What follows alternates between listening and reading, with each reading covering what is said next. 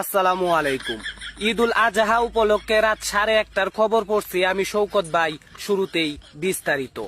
এবার কুরবানি ঈদ হতেও পারে, নাও হতে পারে, কারণ গরু আর ছাগলের মধ্যে বিশাল বড় দ্বন্দ্ব চলছে।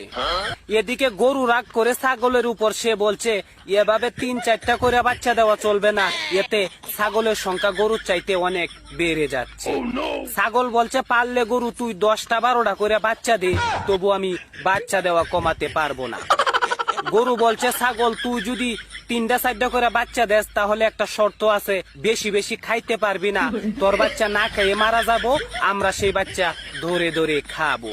এখন শুনবেন আন্তর্জাতিক খবর। পদ্মা সেতুর উপর সাইকেলের টায়ার বাস্ট হয়ে 3জন নিহত এবং 6জন নাই বলে ঘোষণা করেছে পদ্মা সেতু কর্তৃপক্ষ। ধন্যবাদ।